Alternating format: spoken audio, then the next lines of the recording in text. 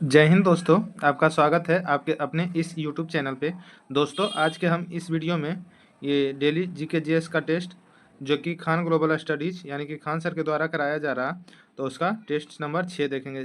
Daily GK GS का test number 6 देखेंगे। और इससे पहले बाकी के 5 टेस्ट हमारे इस यूट्यूब चैनल पर करवा दिया गया है।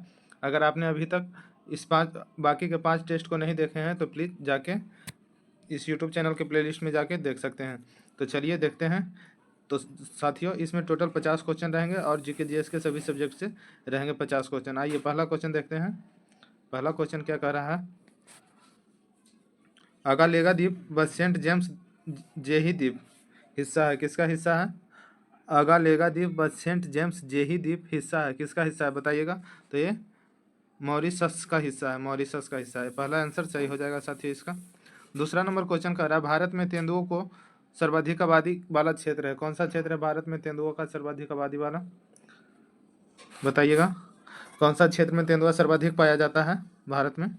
तो ये हो जाएगा नागार्जुन सागर श्रीशैलम टाइगर रिजर्व, जो कि आंध्र प्रदेश में है। बी ऑप्शन सही हो जाएगा प्यारे दोस्तों। चलिए तीसरा नंबर क्वेश्चन क्या कर रहा है, देखिए।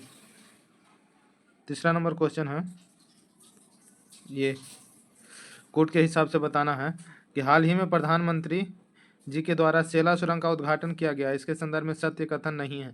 कौन सा सत्य कथन नहीं है, यानी कि कौन सा कथन गलत है, ये पूछ रहा है। तो देखते हैं। यह अरुणाचल और भूटान सीमा के निकट स्थित है, तो ये सत्य है। यह अरुणाचल और भूटान सीमा के निकट स्थित है, ये सत्य है। पूछ रहा है कथन सत्य नहीं, यानी कि गलत कथन है, कौन सा है बताना है। तो चलिए दूसरा क्या कर रहा है, असम के गुवाहाटी और अरुणाचल के तवांग के मध्य कनेक्टिविटी प्रदान करती है, ये भी सत्य है। और तीसरा क्वेश्चन है, इसका निर्माण NHAI के द्वारा किया गया है, जो कि NH13 से लिंक होता है, तो ये गलत है, ये गलत है। और इसका उद्घाटन 9 मार्च 2024 को किया गया है, जिसका निर्माण कार्य 2017 में शुरू हुआ था, ये भी गलत है। तो चलिए इसका कौन सा सही निकल जाएगा आंसर? सत्य कथन नहीं है पूछ रहा था, तो इसमें कौन सा सत्य नहीं है? 2 और 3 सही, 3 और 4 सत्य नहीं है, और 1 और 2 सत्य है, तो 3 4 ये भी ऑप्शन सही हो जाएगा साथियों 3 का। चलिए चौथा नंबर क्वेश्चन देखते हैं। चौथा नंबर भी इसी प्रकार के है कि शाहपुर कांडी डैम प्रोजेक्ट के संदर्भ में सत्य कथन कौन सा है? शाहपुर कांडी डैम प्रोजेक्ट है, उसके संदर्भ में सत्य कथन कौन सा है, ये बताना है। तो चलिए पहला क्या कर रहा है, रावी नदी पर पंजाब के पठानकोट जिले में स्थित है। ये जो डैम है, जो रावी नदी पर पंजाब के पठानकोट जिले में स्थित है, तो हाँ ये स्थित खोजिए है, सत्य कथन है, सही पूछ रहा है, तो हाँ ये सही है, स्थित है। दूसरा क्वेश्चन दूसरा है कि यह माधोपुर हैंडबर्ग से 8 किलोमीटर अनुप्रवाह पर स्थित है, नहीं ये गलत हो जाएगा, यानी कि 2 ऑप्शन गलत है। तीसरा क्या कह रहा है कि इसे नाबार्ड के मध्य से केंद्रीय सहायता प्रदान की जाएगी, यह इसे नाबार्ड के माध्यम से केंद्रीय सहायता प्रदान की जाएगी, ये सही है। और इसके तहत 206 मेगावाट विद्युत उत्पादन होगा, ये भी सही है। इसके तहत बांध की ऊंचाई 155 मीटर होगी, नहीं ये गलत हो जाएगा। तो कौन कौन सही है? 3 और 4 मधेपुरा। देखिए कौन कौन सही है, 1 3 4। चौथा का 1 3 4 किस में है? 1 3 4 इसमें है। तो चलिए सी ऑप्शन सही हो जाएगा साथियों, सी ऑप्शन। पाँचवा नंबर देखते हैं। देखिए पाँचवा नंबर बताना है, उपयुक्त में से कौन सा कथन सही नहीं है? इसमें भी कूट वाला है क्या? निम्न ये उपयुक्त में से कौन सा नहीं, बताइए कौन सा कथन सही नहीं है, ये पूछ रहा 5 नंबर। तो बताइएगा कि कौन सा सही नहीं है। मोनोजाइट्स व इल्मेनाइट के भंडार महानदी डेल्टा में भी पाए जाते हैं, मोनोजाइट व इल्मेनाइट के भंडार जो है महानदी डेल्टा में भी पाया जाता है, तो सही कथन नहीं है, यानी कि गलत कथन पूछ रहा है। तो ये सही है, ये पाया जाता है। और दूसरा है, नाभिकीय ऊर्जा एक अनवीकरणीय ऊर्जा है, ये भी सही है। यूरेनियम निक्षेप धारवाड़ चट्टानों से मिलती है, ये भी सही है। और चौथा बोल रहा है, परमाणु ऊर्जा आयोग की स्थापना 15 अगस्त 1954 को की गई थी, तो ये गलत हो जाएगा, ये गलत हो जाएगा साथियों। 15 अगस्त 1948 को किया गया था, अगस्त 1948 को किया गया था इसका स्थापना, तो इसलिए ये गलत हो जाएगा। पूछ रहा था सही नहीं है, यानी कि गलत कौन है, तो ये डी ऑप्शन इसका सही आंसर हो जाएगा। आइए छठा नंबर क्वेश्चन देखते हैं प्यारे दोस्तों। इसमें टोटल 50 क्वेश्चन रहते हैं साथियों। अगर आपने अभी तक इस यूट्यूब चैनल को सब्सक्राइब नहीं किया है तो प्लीज़ कर लीजिएगा सब्सक्राइब, ताकि मेरे द्वारा कोई भी वीडियो आप तक पहले पहुँच सके। निम्न में से कौन सा एक सुमेलित नहीं है? कौन सा सुमेलित नहीं है बताइएगा? तारापुर महाराष्ट्र में है, हाँ ये सही है। कलपक्कम तमिलनाडु में, ये भी सही है। नरौरा उत्तर प्रदेश, ये भी सही है। और यहाँ पे बोला कैगा तमिलनाडु, नहीं दोस्तों, कैगा जो है कर्नाटक में है। एक मिनट, लिखने में प्रॉब्लम होता है थोड़ा सा। कैगा कर्नाटक में है, कर्नाटक में है साथियों, तो इसीलिए सुमेलित नहीं है। कौन सा? तो ये बी ऑप्शन सही निकल जाएगा, इसको सही आंसर है बी ऑप्शन ये। चलिए हमारे इस चैनल पे जीके जीएस से रिलेटेड बहुत सारे टेस्ट कराए जाते हैं, जैसे ज्ञान बिंदु के द्वारा जो दरोगा का टेस्ट आता है और खान सर के द्वारा दरोगा का टेस्ट है वो कराया जाता है, और जीके जीएस से रिलेटेड भी लूसेंट का भी ऑब्जेक्टिव सीरीज चल रहा है, उसमें पॉलिटी का सेक्शन चल रहा है। तो इसीलिए प्लीज़ सब्सक्राइब कर लीजिएगा चैनल को, ताकि कोई भी वीडियो आप तक पहले पहुंचे। देखिए 7 नंबर क्वेश्चन क्या कह रहा, हाल ही में राज्य ऊर्जा दक्षता सूचकांक जारी किया गया है। हाल ही में राज्य ऊर्जा दक्षता सूचकांक जारी किया गया है, तो इसके संदर्भ में निम्नलिखित कथनों पर विचार करने के लिए कह रहा, और कह रहा कि कौन सा कथन सही है। सही कथन को चुनने के लिए बोल रहा है इसमें, ठीक ना। तो आइए, इसे ऊर्जा दक्षता ब्यूरो द्वारा जारी किया जाता है, जो पर्यावरण मंत्रालय के अंतर्गत आता है। तो नहीं, ये क्या कर रहा, हाँ, कौन सा कथन सत्य है जो पूछ रहा है, तो ये गलत कथन है। ऊर्जा दक्षता सूचकांक का यह 5वां संस्करण है, ये सही था। यहाँ ऊर्जा दक्षता सूचकांक का ये 5वां संस्करण था, और ऊर्जा दक्षता ब्यूरो की स्थापना 1 मार्च 2002 को ऊर्जा संरक्षण अधिनियम 2001 के तहत की गई थी। तो ये भी सही होगा साथियों। तो हमारा कौन कौन सही हो गया, ये 2 भी सही है और 3 भी सही। कौन सा कथन सत्य पूछ रहा था, तो बताइए कौन सा कथन सही है। 2-3 किस्में हैं, तो ये देखिए सी ऑप्शन में, सी ऑप्शन सही हो जाएगा प्यारे साथियों। 7 का सी। चलिए 8 नंबर आते हैं, भारतीय परिवहन के संदर्भ में विचार कीजिए। भारतीय परिवहन के संदर्भ में विचार करने कह रहा है, 8 नंबर क्वेश्चन है। तो बताना है कि कौन सा सत्य नहीं है, यानी कि गलत कौन सा है ये पूछ रहा है, ठीक ना। तो बताइएगा कौन सा गलत है। बीआरओ की स्थापना मार्च 1963 में की गई थी, तो सत्य नहीं है, यानी कि गलत है, तो ये गलत है। बीआरओ द्वारा भारत सहित विदेशों में भी सड़क निर्माण कार्य किया जाता है, ये सही है। ये सही है कि बीआरओ द्वारा ही भारत सहित विदेश में भी सड़क निर्माण का कार्य कराया जाता है। और तीसरा है, पूरा पश्चिम गलियारे की लंबाई 4016 किलोमीटर है, तो ये भी गलत है, ये भी गलत है साथियों। तो 8 का कौन सा हो जाएगा, उपयुक्त में से सत्य नहीं है, यानी कि गलत कौन कौन है, तो पहला और तीसरा। पहला तीसरा किस में, सी ऑप्शन में, इसलिए सी ऑप्शन सही हो जाएगा। आइए 9वां नंबर देखते हैं प्यारे दोस्तों, ये बहुत ही इंपॉर्टेंट टेस्ट सीरीज है। देखिए, भारतीय राष्ट्रीय कांग्रेस का लाहौर अधिवेशन 1929 में हुआ था, और इसका अध्यक्षता कौन किए थे, तो किए थे जवाहरलाल नेहरू, और इसी में पूर्ण स्वराज का मांग किया गया था। चलिए देखते हैं, 1929 इतिहास में इसलिए बहुत प्रसिद्ध है, क्योंकि बताना है कि क्यों प्रसिद्ध है, और कथन सही है, कौन सा कथन सही है ये भी बताना है। तो चलिए देखते हैं। 9 नंबर कह रहा कि कांग्रेस ने पूर्ण स्वराज की मांग का एक संकल्प पारित किया था। तो हाँ, सही बात है कि 1929 का लाहौर अधिवेशन में ही इसकी अध्यक्षता किए थे जब पंडित जवाहरलाल नेहरू, और इसने पूर्ण स्वराज की मांग का संकल्प पारित किया था, तो ये पहला सही हो जाएगा। दूसरा क्या है, इस अधिवेशन में उग्रवादियों और उदारवादियों के बीच झगड़े को सुलझा लिया गया था, नहीं, ये गलत हो जाएगा। और इस अधिवेशन में 2 राष्ट्रों की मांग के सिद्धांत को अस्वीकार करते हुए एक संकल्प पारित किया गया था, ये भी गलत हो जाएगा साथियों। तो सिर्फ पहला कथन सही है, इसलिए इसका ऑप्शन ए हो जाएगा। चलिए 10 नंबर क्वेश्चन देखते हैं। 10 नंबर क्या कह रहा है कि 1932 में महात्मा गांधी ने मरण पर्यंत उपवास प्रधानतया इसलिए किया था। 1932 में महात्मा गांधी ने उपवास क्यों किया था, ये आमरण अनशन पे बैठे थे, तो उपवास क्यों किया था, तो बताना है 10 का। तो ये रैमजे मैकडोनाल्ड ने सांप्रदायिक अधिनियम यानी कि कम्युनल अवार्ड की घोषणा किया था, इसीलिए सी ऑप्शन सही हो जाएगा इसका साथियों, सी ऑप्शन। चलिए 11 नंबर देखते हैं।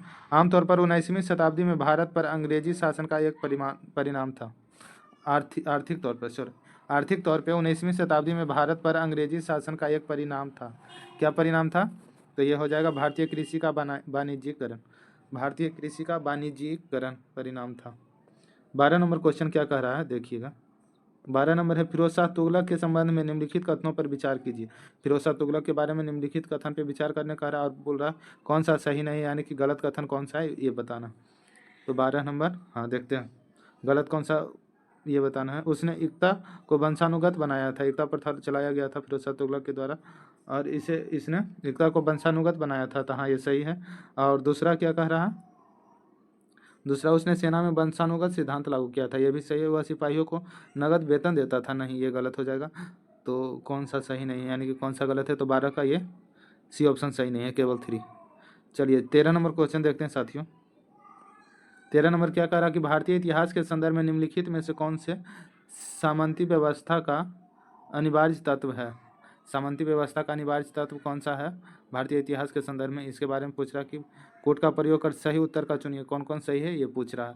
तो आइए देखते हैं कौन कौन सही। अत्यंत सशक्त केंद्रीय राजनैतिक सत्ता और अत्यंत दुर्बल प्रांतीय अथवा स्थानीय राजनीतिक सत्ता था, तो ये हो जाएगा, ये ये गलत हो जाएगा। भूमि के नियंत्रण तथा स्वामित्व पर आधारित प्रशासनिक संरचना का उदय हुआ था, तो हाँ ये हुआ था। और क्या है, सामंत तथा उसके अधिपति के बीच स्वामी दास संबंध का बनना, ये भी सही हो जाएगा। तो पूछ रहा है सही उत्तर चुनिए, कौन कौन सही है। 2 और 3 सही है, ये गलत है, इसलिए बी ऑप्शन सही हो जाएगा। चलिए 14 नंबर देखते हैं साथियों। 14 नंबर क्या है दोस्तों, मौर्य काल की वास्तुकला के संदर्भ में निम्नलिखित कथनों में कौन सा असत्य है। मौर्य काल के वास्तुकला के संदर्भ में कौन सा कथन असत्य है, यानी कि गलत कौन सा कथन है, ये बताना है। तो देखते हैं, बड़े पैमाने पर पत्थर की इमारत बनाने का कार्य आरंभ हुआ था मौर्य काल में। मौर्य काल के बारे में बोल रहा है, तो बड़े पैमाने पर पत्थर की इमारत बनाने का कार्य प्रारंभ हुआ था, तो ये सही है। और दूसरा है, पत्थर के स्तंभ राजस्थान में तैयार किए जाते थे, तो नहीं, ये स्तंभ राजस्थान में तैयार नहीं किए जाते थे। तीसरा है, मौर्य शिल्पियों ने बौद्ध भिक्षुओं के निवास के लिए चट्टानों को काटकर एक गुफा बनाई थी, हाँ तो ये बनाया गया है, अभी भी बराबर जानते होंगे, बिहार में है, वहाँ पे ये देखने को मिलता है। इस काल में पांडु रंग वाले बलुआ पत्थर के एक ही टुकड़े से बना स्तंभ उन्नत तकनीकी ज्ञान का उदाहरण है, ये भी सही है, यानी कि ए सी डी सही है। पूछ रहा था कथन में कौन सा असत्य है, गलत कौन है, तो गलत हो गया कौन सा, गलत ये बी ऑप्शन वाला गलत था। चलिए बी ऑप्शन इसका निकल जाएगा सही। आइए 15 नंबर बताइए कि कौन सा एक सही है, सही कथन कौन सा है, तो सिर्फ सही है वही देखेंगे। सही कथन पूछ रहा, तो सही इसका है, ये देखिए, अधिकार राज्य के विरुद्ध नागरिकों के दावे हैं, अधिकार राज्य के विरुद्ध नागरिकों के दावे हैं, ये सही है, बाकी सब गलत है। अगला 16 नंबर क्या कर रहा, भारतीय संविधान के अनुच्छेद 19 स्वतंत्रता का अधिकार देता है, आर्टिकल 19 में है स्वतंत्रता का अधिकार। इसके अंतर्गत दिए गए अधिकारों के संदर्भ में निम्नलिखित कथनों पर विचार कीजिए, निम्नलिखित कथनों पर विचार कीजिए स्वतंत्रता के अधिकार जो दिया गया है उसके बारे में। तो आइए क्या करा, इसका करा, ये अधिकार केवल राज्य की कार्रवाई के विरुद्ध उपलब्ध है, तो हाँ ये सही है, ये अधिकार केवल राज्य के कार्रवाई के विरुद्ध है। ये अधिकार भारत के नागरिकों के साथ साथ विदेशियों को भी प्राप्त है, नहीं, स्वतंत्रता का अधिकार विदेशियों को प्राप्त नहीं है, इसलिए इसका ऑप्शन कौन सा हो जाएगा। पूछ रहा था कौन सा सही है, तो ये पहला सही है, केवल 1, ये आंसर सही हो जाएगा। आइए 17 नंबर देखते हैं, महान्यायवादी। दोस्तों ऐसे पूरा क्वेश्चन आ जाता है स्क्रीन पे, देखिए, भारत के महान्यायवादी जिसे अटॉर्नी जनरल भी कहा जाता है, तो पहले ये जानते हैं कि अटॉर्नी जनरल महान्यायवादी का चर्चा किस में है, तो आर्टिकल 76 में, 76 में है अटॉर्नी जनरल का चर्चा। इसके संदर्भ में निम्नलिखित कथनों पर विचार करने के लिए बोल रहा है, तो पहला कह रहा है कि भारतीय संविधान के प्रावधानों के अनुसार जब कोई मंत्रिपरिषद अपना इस्तीफा दे या बदला जाए तो उसे भी इस्तीफा देना होता है, बताइएगा। पूछ रहा है कि कौन सा कथन सही नहीं है, इसमें सही नहीं है, तो ये गलत हो जाएगा, नहीं, उसे इस्तीफा नहीं देना होता, सही नहीं है, यानी कि गलत है, तो गलत कौन कौन हो जाएगा। भारतीय संविधान के प्रावधान के अनुसार जब कोई मंत्रिपरिषद अपना इस्तीफा दे या बदल जाए तो उसे भी अपना इस्तीफा देना होता है।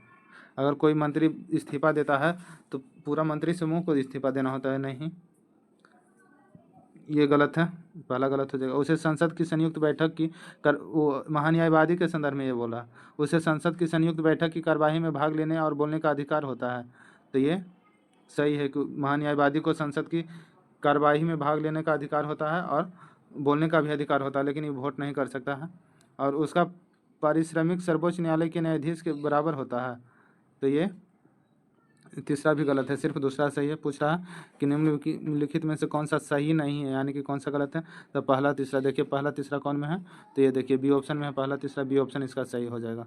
18 नंबर क्वेश्चन क्या कर रहा है साथियों, 18 नंबर बताना है, निम्नलिखित में से किसने पहली बार भारत के लिए संविधान सभा के सिद्धांत को स्वीकार किया था। पहली बार किसने भारत में संविधान सभा के सिद्धांत को स्वीकार किया था, 18 का बताइएगा, तो ये अगस्त प्रस्ताव के द्वारा पहली बार संविधान सभा के सिद्धांत को स्वीकार किया गया था, बी ऑप्शन सही हो जाएगा। 19 में बोल रहा, देखिए 19 नंबर कह रहा, 19 कथन और कारण है, भारत एक लोकतांत्रिक देश है, तो हाँ ये सही है, भारत एक लोकतांत्रिक देश है, भारत का अपना एक संविधान है, ये भी सही है, भारत का अपना एक संविधान है और लिखित संविधान है, सबसे बड़ा लिखित संविधान भारत का ही है, तो इसका कौन सा आंसर हो जाएगा, ए तथा आर दोनों सही है, लेकिन आर ए का सही व्याख्या नहीं करता, ये लोकतांत्रिक अलग है, मतलब ये अपना अलग कुछ कह रहा है, कारण अलग है, तो इसलिए व्याख्या नहीं करता, लेकिन दोनों कथन सही है। 20 का कह रहा है, 20 नंबर क्वेश्चन है कि शुक्र ग्रह के गाढ़े सफ़ेद और पीलापन लिए हुए रंग के बादल इनमें से किस अम्ल से बनते हैं। शुक्र ग्रह के गाढ़े सफ़ेद और पीलापन लिए हुए रंग के बादल किस अम्ल से बने हैं बताइएगा। तो ये हो जाएगा सल्फ्यूरिक अम्ल, सल्फ्यूरिक अम्ल, सी आंसर सही हो जाएगा। 21 नंबर क्वेश्चन है, आधुनिक आवर्त सारणी में फास्फोरस को रखा गया है। आधुनिक आवर्त सारणी में फास्फोरस को रखा गया है तो ये 15वें समूह और तीसरे आवर्त में रखा गया है। 21 का ये ऑप्शन सही हो जाएगा साथियों कि आधुनिक आवर्त सारणी में फास्फोरस को 15वें समूह और तीसरे आवर्त में रखा गया। 22 नंबर क्या कह रहा है, 22 नंबर है, चालक के टर्मिनलों के बीच विभवांतर बनाए रखने में मददगार है। कौन सा मददगार है, तो ये बैटरी जो है चालक के टर्मिनलों के बीच विभवांतर बनाए रखने में मददगार है। 22 का बी ऑप्शन सही हो, डी ऑप्शन सही हो जाएगा, सॉरी डी ऑप्शन सही हो जाएगा बैटरी। चलिए 23 नंबर बताना है कि निम्न में से कौन सा भाग मूत्राशय और वृक्क को जोड़ता है। बताइएगा कौन सा भाग है जो मूत्राशय और वृक्क को जोड़ता है। तो 23 का सही आंसर हो जाएगा ये मूत्रवाहिनी यानी कि यूरेटरस जो है ये दोनों को जोड़ता है। 24 नंबर क्वेश्चन है, फ्रेडरिक बोहलर द्वारा यूरिया के निर्माण के लिए इनमें से किस यौगिक का उपयोग किया गया था। फ्रेडरिक बोहलर द्वारा यूरिया के निर्माण के लिए इनमें से किस यौगिक का उपयोग किया गया था। तो ये किया गया था अमोनियम साइनेट का, अमोनियम साइनेट का उपयोग किया गया था। आगे देखते हैं 25 नंबर का कह रहा है, निम्नलिखित में से कौन सा कथन गलत है। गलत कथन कौन सा है साथियों ये बताना है। तो CO2 O2 की तुलना में पानी अधिक घुलनशील होती है, ये सही है। पाइस्वेट को लैक्टिक अम्ल में परिवर्तित किया जाता है जो एक 3 कार्बन अणु है, ये भी सही है। आगे क्या कह रहा है कि एल्वियोली की दीवारों में रक्त वाहिकाओं का एक व्यापक नेटवर्क होता है, ये भी सही है। चौथा क्या कह रहा है कि श्वसन वर्णक श्वेत रक्त कणिकाओं में मौजूद होते हैं। इधर देखिएगा, इधर मौजूद होते हैं, देखिए ऐसे श्वसन वर्णक जो है श्वेत रक्त कणिकाओं में मौजूद होते हैं। तो ये श्वेत रक्त कण यानी कि व्हाइट ब्लड सेल हो गया, WBC श्वेत रक्त कण का इंग्लिश व्हाइट ब्लड सेल हो गया। तो श्वसन वर्णक है जो श्वेत रक्त कणिकाओं में मौजूद होते हैं, तो यही गलत है, ये रेड ब्लड सेल में होता है, रेड ब्लड सेल RBC में होता है, यानी कि लाल रक्त कणिकाओं में मौजूद होता है श्वसन वर्णक। इसका पूछ रहा था गलत कथन कौन है, तो ये डी गलत था, डी ऑप्शन सही हो जाएगा। चलिए, स्वपोषी अपने भोजन का संग्रहण किसके रूप में करता है। स्वपोषी जो है अपने भोजन का संग्रहण किसके रूप में करता है, तो ये स्टार्च के रूप में करता है। 15 का ये आंसर सही होगा। 26 का ये आंसर हो जाएगा कि स्वपोषी अपने भोजन का संग्रहण स्टार्च के रूप में करता है। 27 नंबर क्वेश्चन क्या कह रहा है, 27 नंबर है, वनीला का उपयोग सुगंध संकेतक के रूप में किया जाता है। किसका उपयोग किया जाता है, तो ये वनीला का उपयोग सुगंध संकेतक के रूप में किया जाता है। 28 नंबर क्वेश्चन है, सांद्र नाइट्रिक अम्ल और सांद्र हाइड्रोक्लोरिक अम्ल का अनुपात में मिश्रण एक्वारेजिया कहलाता है। किस अनुपात में मिश्रण एक्वारेजिया कहलाता है बताइएगा। तो ये हो जाएगा सांद्र नाइट्रिक अम्ल का 1 और हाइड्रोक्लोरिक अम्ल का 3, ये बी ऑप्शन सही हो जाएगा। इस अम्ल का इतना में अनुपात में मिश्रण जो होता है एक्वारेजिया कहलाता है, 1:3 में होता है ये दोनों का। तो 29 नंबर क्वेश्चन है साथियों, ऊर्जा के वे स्रोत जो प्रकृति में बहुत लंबे समय तक जमा हुए हैं और जिनके खत्म हो जाने पर उन्हें जल्दी से बदला नहीं जा सकता, बताइएगा। तो ये हो जाएगा ऊर्जा के गैर नवीकरणीय स्रोत। ऊर्जा के जो गैर नवीकरणीय स्रोत है वो प्रकृति में बहुत लंबे समय तक जमा हुए हैं और ये खत्म हो जाएंगे तो उन्हें जल्दी से बदला नहीं जा सकता है। ऊर्जा के गैर नवीकरणीय स्रोत, डी ऑप्शन सही हो जाएगा। चलिए 30 नंबर देखते हैं प्यारे दोस्तों, पाचन के दौरान पित्त की भूमिका होती है। कैसी होती है पाचन के दौरान पित्त की भूमिका, तो ये वसा का पायसीकरण। आइए 31 नंबर देखते हैं साथियों। 31 नंबर क्या कह रहा है, ये देखिए, ऑटोमोबाइल एयरबैग में निम्नलिखित में से किस रसायन का उपयोग किया जाता है। ऑटोमोबाइल एयरबैग में किस रसायन का उपयोग किया जाता है, तो ये सोडियम एजाइड का उपयोग किया जाता है, सोडियम एजाइड का ऑटोमोबाइल एयरबैग में। 32 नंबर है, ब्यूटेन और पेंटेन के समावयवियों की कुल संख्या क्रमशः है। कितनी है, ब्यूटेन और पेंटेन के समावयवियों यानी कि आइसोमर्स के कुल संख्या क्रमशः है होती है, कितना होती है, तो 32 का ये 2 और 3 होती है, 2 और 3 होती है।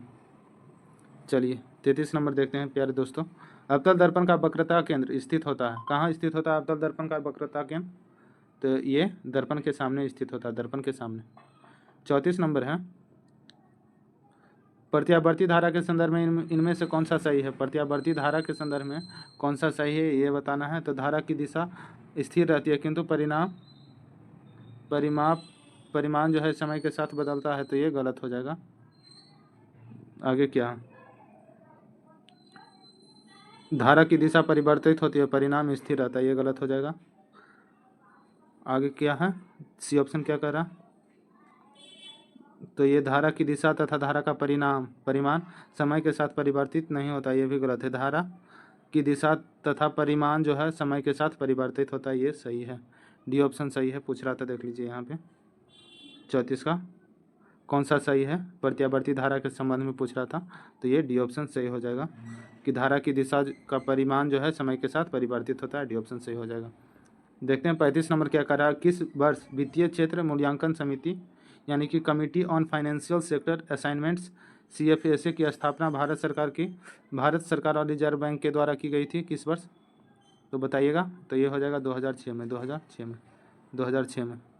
चलिए आगे क्या कर रहा है 36 नंबर, वित्तीय क्षेत्र आकलन पर समिति के अध्यक्ष निम्नलिखित में से कौन थे। वित्तीय क्षेत्र आकलन पर समिति के अध्यक्ष कौन थे, तो हो जाएंगे राकेश मोहन, बी ऑप्शन सही होगा। 37 नंबर है, भारत में वित्तीय समावेशन की अवधारणा पहली बार किस 5 साल की योजना में शामिल की गई थी। भारत में जो वित्तीय समावेशन की अवधारणा है वो पहली बार किस 5 वर्षीय योजना में शामिल की गई थी, तो 37 का हो जाएगा, किस 5 साल की योजना में शामिल की गई थी, तो ये 11वीं में, डी ऑप्शन सही होगा, 37 का डी। 38 नंबर क्या कर रहा है, निम्नलिखित में से कौन सा सालाना ग्लोबल जेंडर गैप रिपोर्ट जो है तैयार करता है, किसके द्वारा रिलीज किया जाता है, तैयार और रिलीज मतलब किसके द्वारा किया जाता है ग्लोबल जेंडर गैप रिपोर्ट जो है, तो ये तैयार और रिलीज वर्ल्ड इकोनॉमिक फोरम के द्वारा किया जाता है, बी ऑप्शन सही होगा, world economic forum. 39 number question कर रहा है, राज्य सहकारी कृषि और ग्रामीण विकास बैंक का मुख्य कार्य क्या है। राज्य सहकारी कृषि और ग्रामीण विकास बैंक का मुख्य कार्य क्या है साथियों, तो यह है भूमि विकास, सी ऑप्शन सही हो जाएगा। 40 नंबर है, स्वतंत्रता के बाद यानी जब भारत आज़ाद हुआ उसके बाद प्रथम पंचवर्षीय किस वर्ष में लागू किया गया था। प्रथम पंचवर्षीय योजना किस वर्ष में लागू किया गया था स्वतंत्रता के बाद, तो हो जाएगा 1951 से 56 चला था, 1951। ग्लोबल 500 सूची में रिलायंस इंडस्ट्रीज 86 यानी कि 86 स्थान पर सर्वोच्च भारतीय कंपनी के रूप में शामिल है। इस सूची में प्रथम स्थान पर कौन है, बताइएगा। ये देखिए ग्लोबल 500 की सूची में रिलायंस जो है रिलायंस इंडस्ट्रीज ये 86वां स्थान पर है, तो पहला स्थान पर कौन है, ये वालमार्ट है, पहला स्थान पर वालमार्ट है। हाल ही में 7 अगस्त को 10वां राष्ट्रीय हथकरघा दिवस मनाया गया है, यह दिवस किस आंदोलन से जुड़ा है।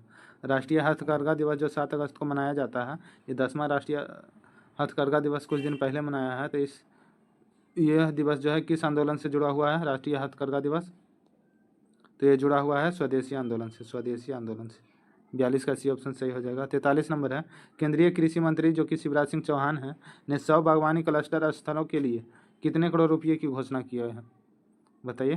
शिवराज सिंह चौहान कितना करोड़ रुपया का घोषणा किया है, ये हो जाएगा 18,000 करोड़ रुपये का क्लस्टर योजना के लिए घोषणा किया। ये देखिए शिवराज सिंह चौहान ने 100 बागवानी क्लस्टर स्थलों के विकास के लिए कितने करोड़ रुपये की घोषणा की है, तो ये 18,000 करोड़, ठीक है।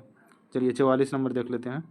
44 नंबर क्या कहता है, हाल ही में भारत सरकार ने आदि चुनचनगिरी और चुलनुआर को मोर अभ्यारण्य घोषित किया है। भारत सरकार के द्वारा ये 2 जगह को मोर अभ्यारण्य के रूप में घोषित किया गया है। कौन कौन जगह है, तो आदि चुनचनगिरी और चुलनुआर, तो यह दोनों अभ्यारण्य क्रमशः किन राज्यों में स्थित है, कौन सा राज्य में ये दोनों अभ्यारण्य स्थित है साथियों, बताना है आपको।